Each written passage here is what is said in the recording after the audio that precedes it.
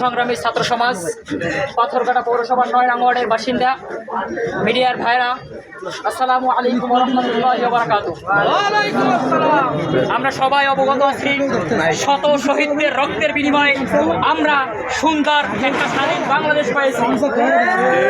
আমরা এই দেশটাকে কিয়ামত পর্যন্ত স্বাধীন রাখতে চাই।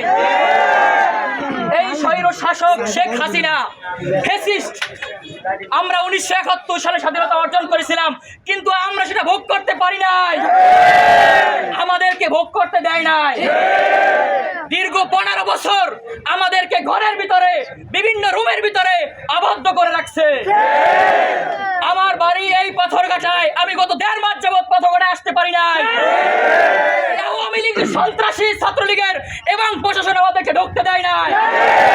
সুতরাং আমরা বলতে চাই, এই পাথরঘাটায় কোনো আওয়ামী লীগের দালাল এবং তাদের কোনো স্থান হবে না।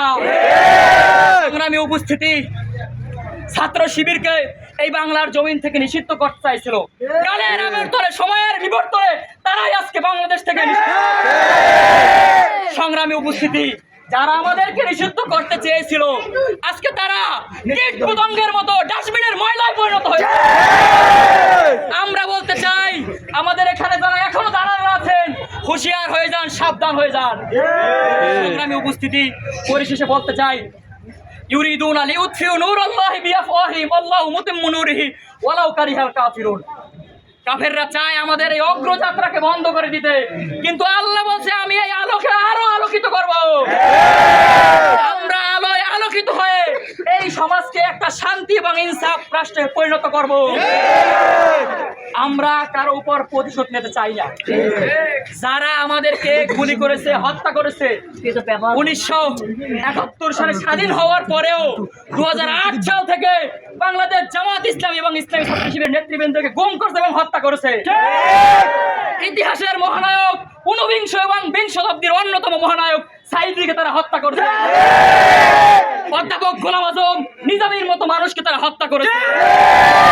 আমরা বলতে চাই, আমরা কোনো প্রতিশোধ নেব না। ইদা জা নাসরুল্লাহি ওয়াল ফাতহ, আল্লাহর ঘোষণা, আমরা মানুষদেরকে ক্ষমা করে দেব এবং আমাদের দলে ধাবিত করব। কোনো সমস্যা নাই। আমরা চাই এই সমাজে ইনসাফ এবং ন্যায় প্রতিষ্ঠা হোক। ইনসাফ এবং ন্যায় প্রতিষ্ঠা করে আমরা এদের বিচার করব।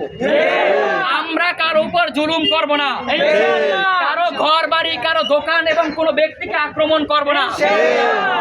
সংখ্যালঘু হিন্দু যারা আছে, এদেরকে আমরা নিরাপত্তা দেব, গালি দিব না। পরিশেষে বলতে চাই, এখানে ৯ নং ওয়ার্ডের বাসিন্দারা আছে, আমরা ছাত্র শিবির করি, আমরা ছাত্র, আমরা ইনকাম করি না, তারপরেও এই গত 1 বছর 9 নম্বরে যে ক্রান্তি লগ্ন গেছে, এতে আমরা আপনাদের পাশে দাঁড়ানোর চেষ্টা করেছি। রমজান মাসে অগ্নিকাণ্ডে আমরা দাঁড়ানোর চেষ্টা করেছি।